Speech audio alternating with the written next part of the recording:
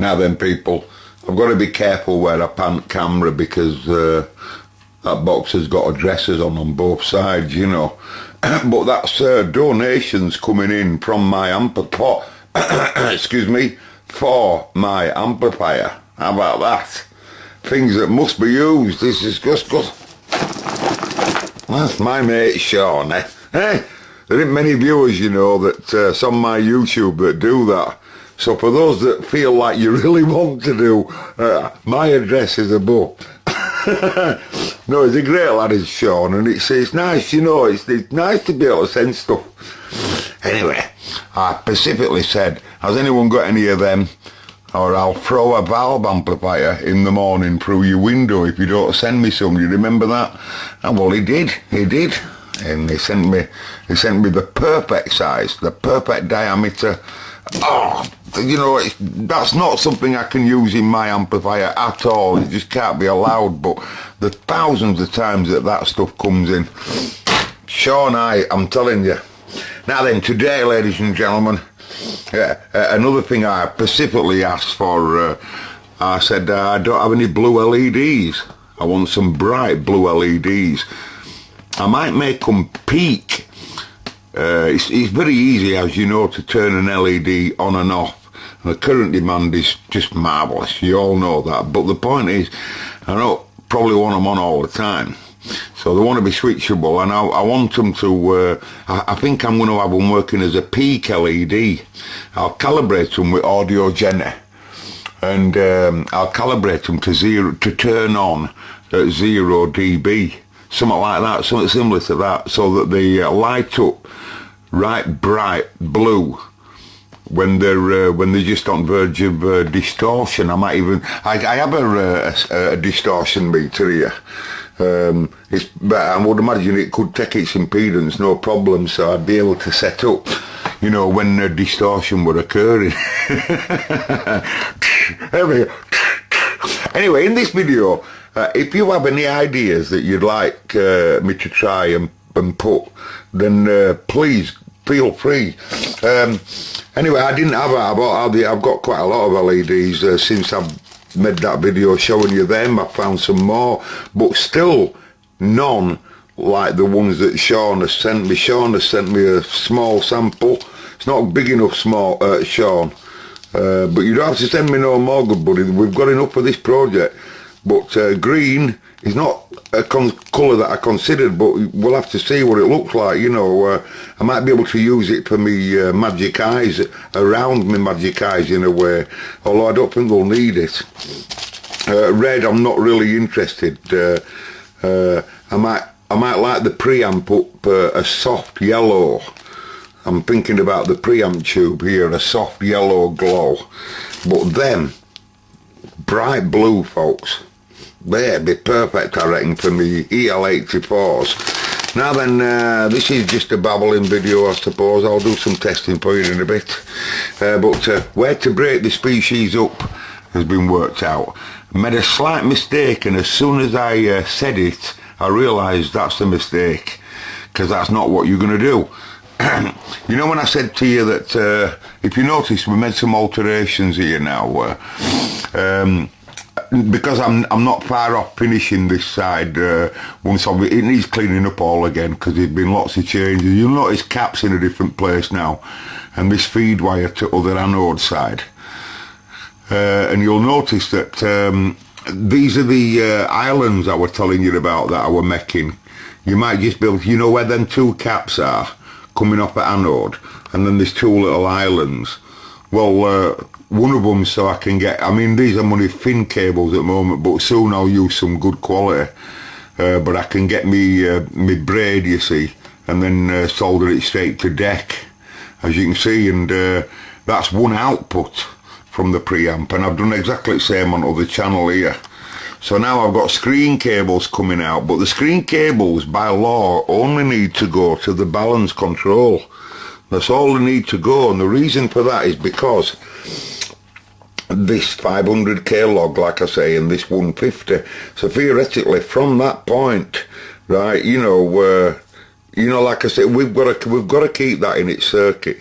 So all I'll do when I build the power amp, I will just put a volume control strapped exactly the same way as that on the power amp side, just the same way as that, and you'll feed your high level AF, your high level preamp, and that's the thing as well when we're talking about inputs and outputs.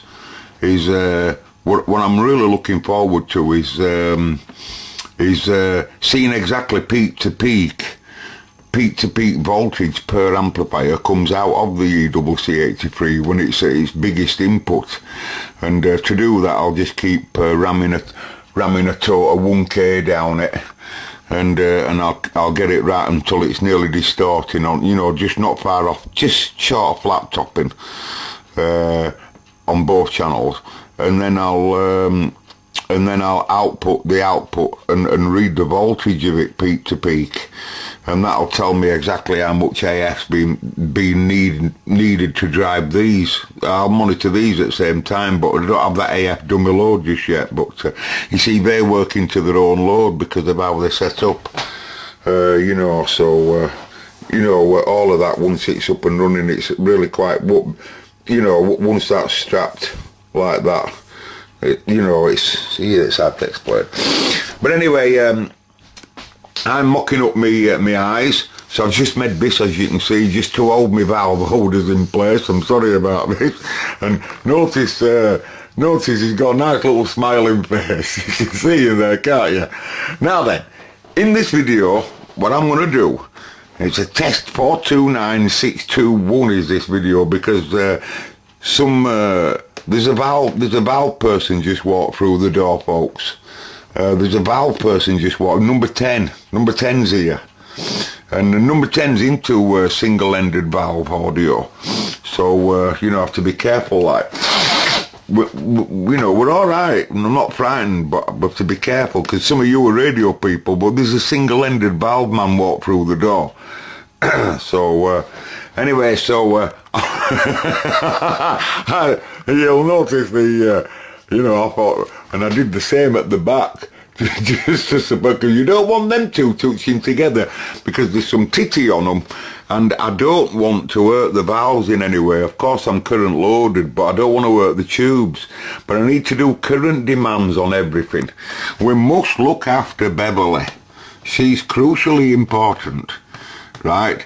The current demand, right, from the whole circuit must not, in my opinion, come to 90 milliamp.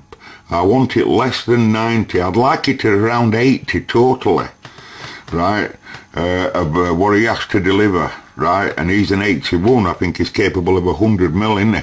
Anyway, the point is, what we've been looking at in them videos is you saw the current in the other video there of the 84s together, but I've been working the current out with the 84s and with the Magic Eyes, because you'll notice now that the HT supply from my Magic Eye panel that I made in ages ago, right, goes to the same supply. Everything's the same.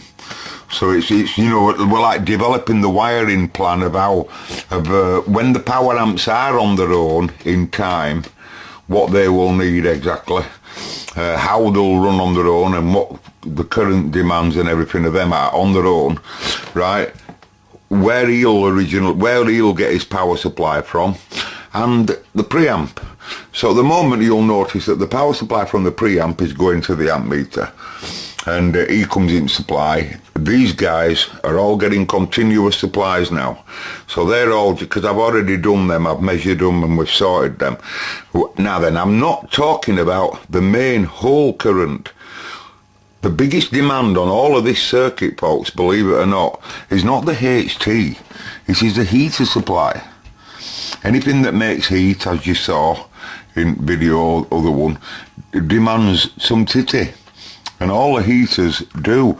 Now this fella, I'm not calculating, we know on the amp meter that when I wake him up he's roughly 300. He has a surge, as all these sort of circuits do. So he comes up, and then eventually he'll come and he'll live at about 300. Now we'll be on a separate power supply with me 83, so I'm not worried about me 83, Remember, the more voltage I give it, the more current it'll demand. So if I get it at 6.3, oh, don't do that. Right, you can see that the target is supposed to be 300 mil for 6.3. The more voltage you see, the more current, you know. So, but the point is, he'll be running on a separate supply. So I'm not worried about him, right? I'm not worried about him, right? But the point is, right, the whole adding these up, that, you know, I've got to supply the HT current for them correctly so that I can fuse it all correctly, and I've got to supply the heater current. Now that heater current's got to come from somewhere, and the heater current for them's got to come from somewhere, and, you know, don't forget him, but don't forget him, you know. See, that's the point. You add all of it up, and then you work out then what load is on the heater side of that. Now you'll be surprised on how much current it's designed to take. The HT transformer is supposed to take more current. It depends. In this case, this is just a single-ended EL84, and that particular transformer come from two single-ended ECL86s. Or 82s, whatever they were. I think they were 82s, but it's not far off same dissipation, really.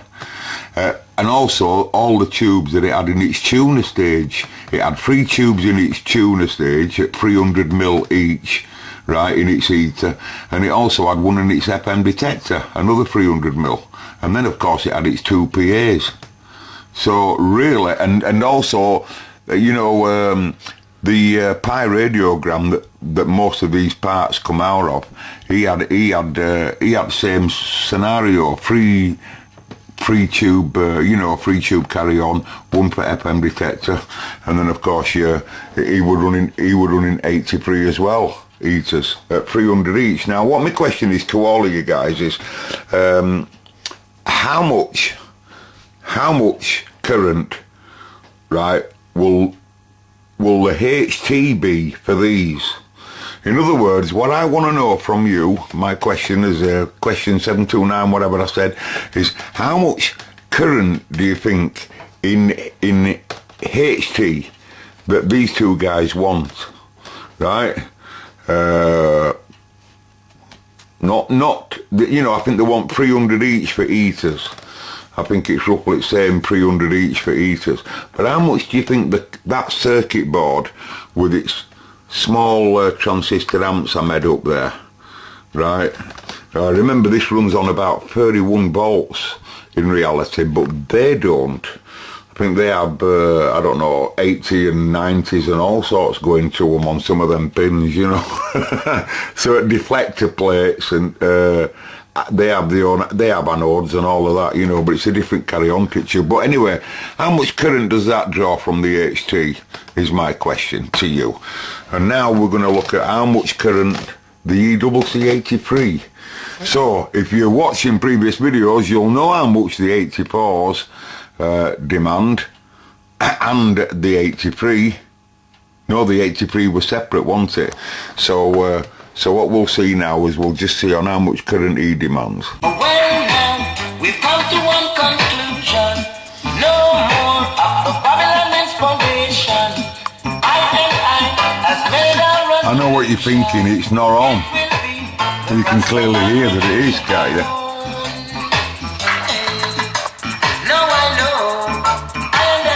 They haven't been calibrated in here. 10 and noise calibration. They call him Bill. He's got a little bald head with a couple of wires sticking out of his head. Right, now watch. You don't believe it's on, do you? He's just delivering what current, right, this power supply here, because remember there's some pull downs going on here, but because the current's so low demand on him, obviously they'll never get warm or old, you know, but the HT it demands, we know that it wants, at the moment, because 5.5 going in, 2.7, just short of 300 milliamp for its heaters, right? But look at its current for its HT. And if you don't believe it's on, I've just robbed its HT now.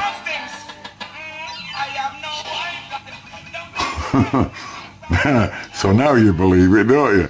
Right, there's no HT going to it. And it come on instantly because the heaters were already up and running, you see.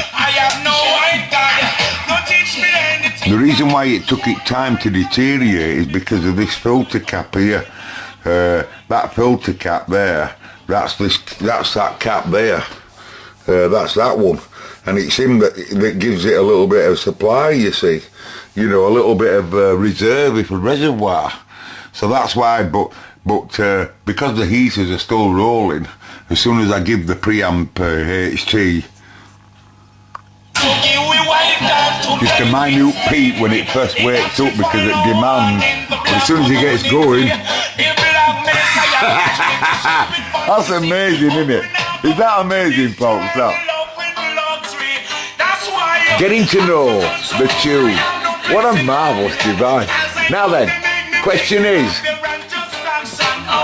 what voltage? Let me put something different on.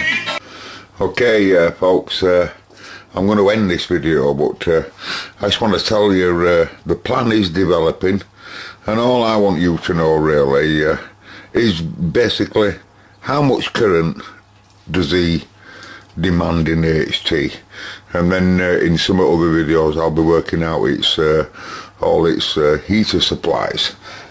Now then, the new pad, the first job it has to do is the design. Right now I've been studying about the design, and the first mission is going to have to be an integrated type idea. But it's important to break it all up in such a fashion that I know that I can just give that preamp.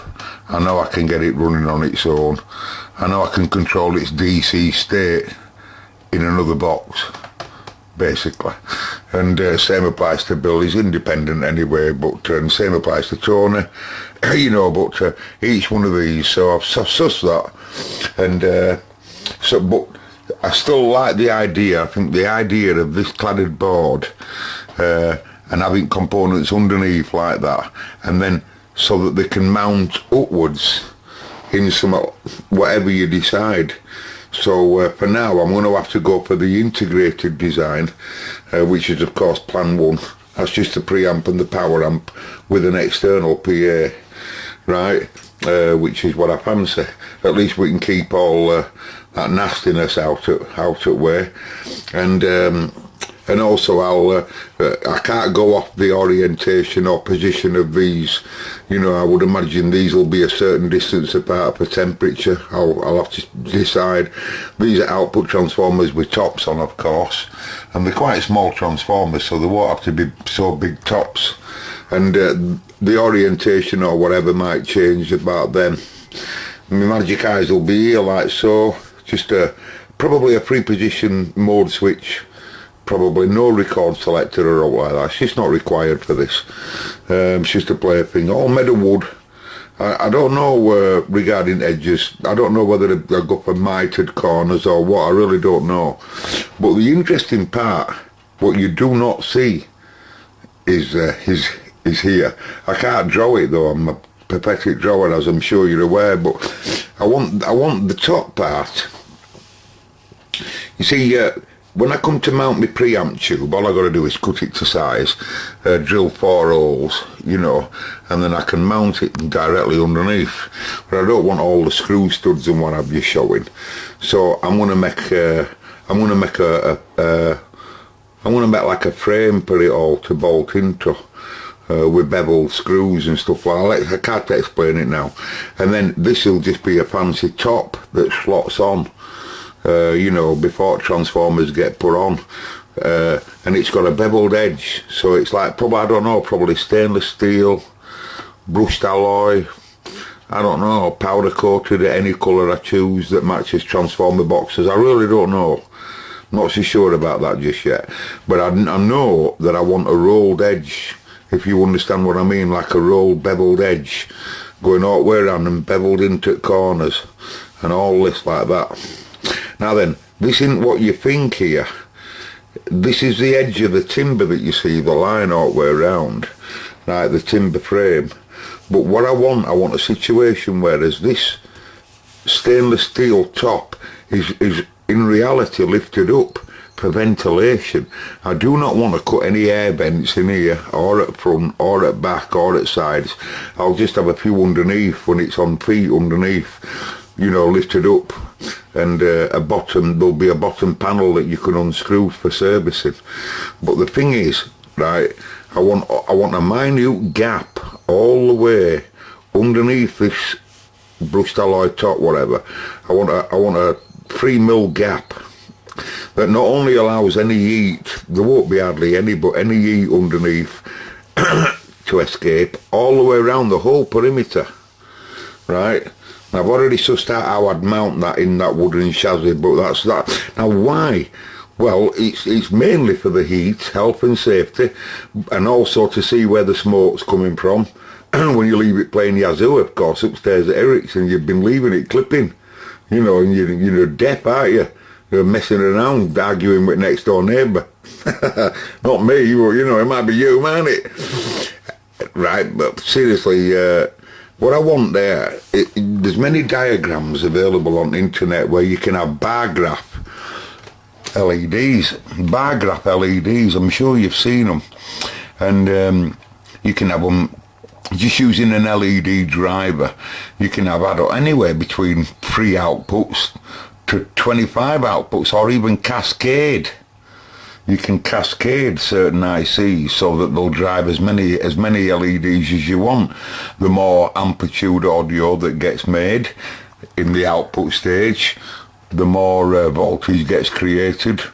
These ICs cascade and keep turning more and more and more LEDs on until voltage starts falling away, hence the LED bar graph display.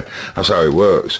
But what I was thinking of doing is starting up here in centre, underneath, completely, you do not see one LED. You, the viewer, looking outside the box, you don't see one LED. And start off here going, I don't know, say an orange, or, you know, alternative colours, but in a relatively order, but alternative colours all the way around. And the LEDs just set back underneath this, so they don't create no heat, but loads of them. They're all driven off them ICs, like I say, and they come right up to here, to this side. So you've got now, like underneath, like just a big strip of LEDs, like, you know, where the right-hand channel drives this side, modulating this direction, and the right-hand side, the same side modulates this side inwards, and exactly the same scenario on this side. So when he's modulating loudly, he goes shoo, when he flashes to centre like that, and then he goes shoo, shoo, all at the same time. So if there was something loud happening on this channel, it goes shoo, shoo, shoo, and that goes shoo, shoo, shoo. Do you get what I mean? And peak LED in EL84s, that when they're really just on verge of peaking, you can obviously better make them adjustable so that you could make them go, you know, to loud peaks, blue. I'd love something in it. And then I look up front and see them eyes like that, and they'd say, what the freaking we'll talk about that and be impressive to the mates, wouldn't it? Oh, it's an amp I threw together. It's one of my first, it is my first amplifier for Val, but hey, I just threw it together like. Anyway, so if anyone's got any ideas, and any circuits would be interesting if you've got links to circuits. I don't know how many LEDs I'd need. I don't know. We've certainly got the LEDs in all various colours, and if I hide them underneath, I could use any different shapes and stuff. For no bollocks I've got, it wouldn't make a difference, would it? They'd be hidden. It'd be nice, that. Well, you think that'd be good, that? That'd be alright. You know, can't you see? Can you see it? If you've got any ideas, write in, ladies and gentlemen. May the force be with you. This is the first version of the production line. We're starting to set new staff on, so any Valve personnel can come forward with your credential. Please send your CVs.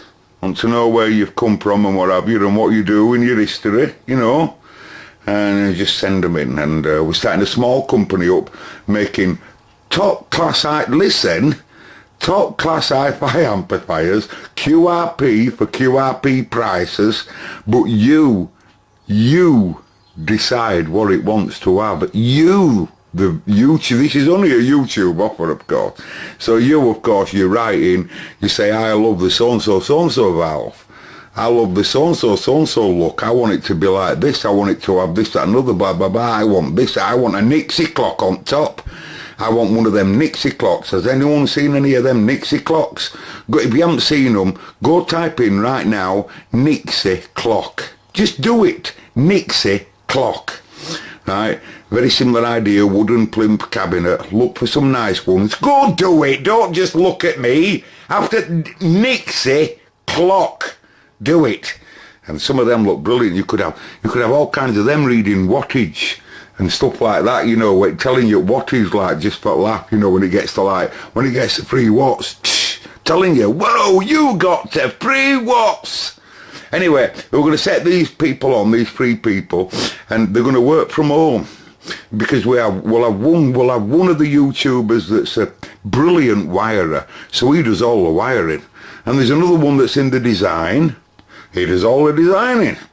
And, you know, you come in, you write in with your design, with your idea, you put it to the designers, that gets sent to Bodget Bill. Bodget Bill studies it, see whether it's makeable, you know, and then we run it to the designer, you know, and all that, and then eventually it spits out and you get to buy the amplifier. Very expensive, I might like to add. These are very, very, very expensive. I mean, you only have to look at the workmanship of the drawing for a start. Catch you later. Goodbye. I can see the CVs now.